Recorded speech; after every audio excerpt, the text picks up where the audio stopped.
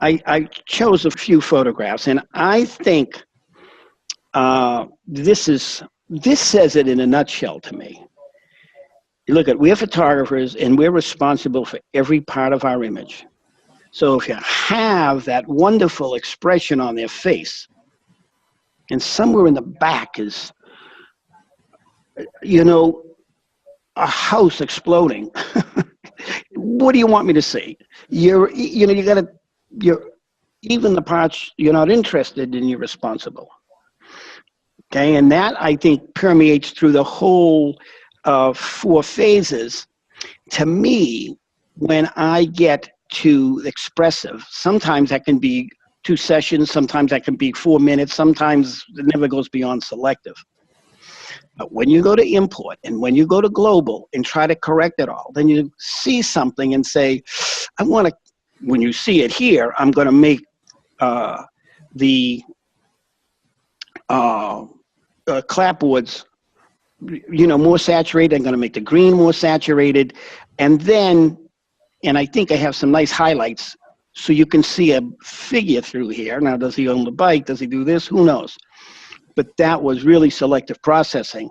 And then I had to get rid of this grill. I thought I did. It's all personal. And you're not going to do this with the spot adjustment tool.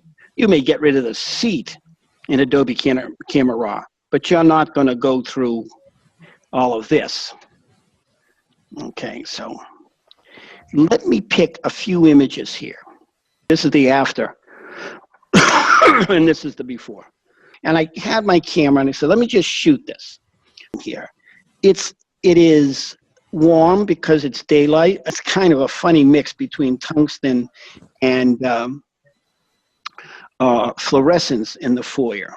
But I just shot it, and that was it. But look at the process here. Let me go to the single view.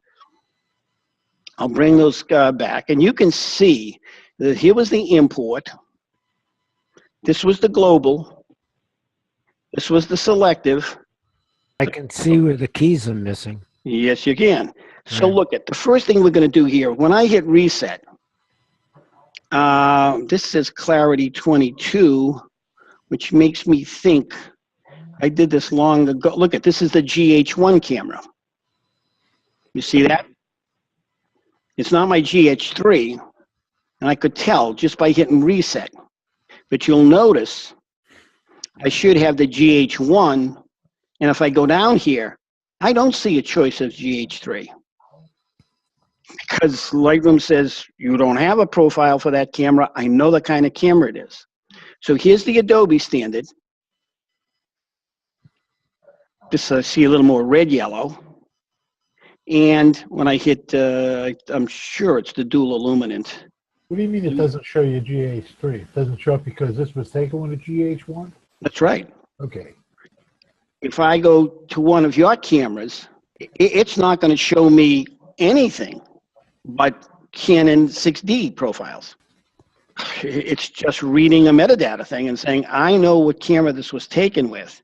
So I'm going to go back here to take this one, and when I hit reset, there's so many things you can do here. But the first thing, especially here, white balance. How about the white here? How about the white here, or the neutral? Do you see the difference? The red that just came in? Let's go back up here. So, can you see the difference between picking it off this white and picking it off this here, or picking it off of this? These are all neutral. And if you look, this is 2800 plus 22, 2800 plus 26, and 2700 plus 21. And of course, this one we don't want. I always use the white balance because when I take it out, I'm looking at it without any effect. And if I look at it and I said, oh God, that's awful. I just really loved the orange of my grandson's classroom. Then leave it there. Sometimes if you want to put it halfway, but something like this, unacceptable to viewers. So when you pick this, that's the first thing I would do. Then I would hit auto exposure. And then I would just take, now you'll notice that I could slide this. I could also slide it up here because this is the exposure. It doesn't matter. And if I double click it, it's going to 0. If I shift double click it, it's going to where the auto white balance wanted it. So if I look at this, I'd say, all right, what am I seeing here? What's the next biggest thing anybody notices here? I would say the crooked mailboxes. I'm looking at that. I mean, I'm guessing now that when I took this, it looks like in 2012. Yeah, whatever version that was, it didn't have this lens correction. I'm guessing this auto lens correction is going to do some magic. Not bad, huh? I mean, you could do it just the vertical. You could do it the auto. I don't know. I try the auto, and then sometimes I'll say, thanks a lot. I think I'm just going to tweak this in a little more the way I want it. Okay. Now, when I'm looking at this, doesn't the bottom look dark to you? Well, this just... Yes, it is. Globally, I have it. Well, the bottom would be dark because your lighting's all... Yeah, but it's dark green, isn't it? Yeah. Yeah, but that might be that there is less light. Yeah, well, there it is. There is, Paul. And if you want to take the contrast down a little and take this down and nurture it, but I think it's a little more satisfying to me here. I mean, the eye will make it up. We could paint all of this in to bring it back to be as bright as this. That wouldn't be natural. And then, of course, I went in and did this spot removal, not the red eye, the spot removal. And I can move this here. Now, the difference between the heel and the clone is the clone, picks up pixels from here and moves them to there. So if they're difference in brightness, sometimes that doesn't always work. Sometimes if you just need texture, I think of the heel as being more of a texture. You see they're here,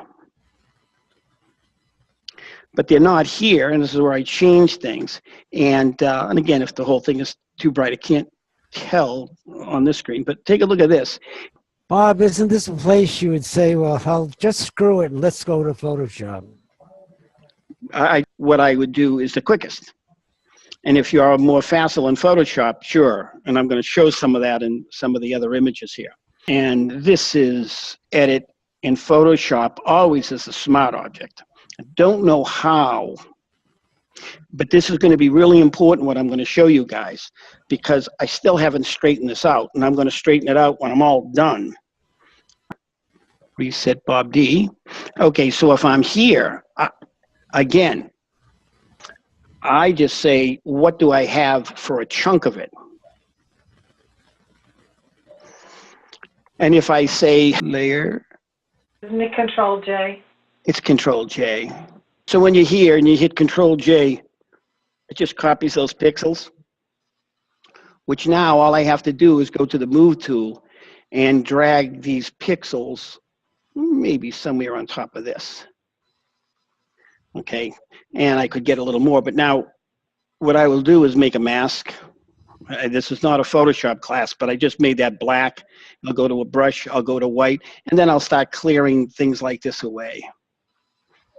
And if I need to, I can just go over to, I'm going to unmatch that, Control T, just get this up here. And then what I usually would do is, again, just go ahead and paint a black mask over here, so it goes through. And then if I had to do some cleanup, that's when I use the stamp. If I do it this way, it's just harder to recognize. With doing this, when I save it, it makes an edit it goes right back. I'm going to cover the handshake here. Right. And usually it attaches itself. So Yep. this is here, this is here. Now, even though I'm on a TIFF, I Yep. still can go ahead onto this lens correction, basic auto. You see? Yep.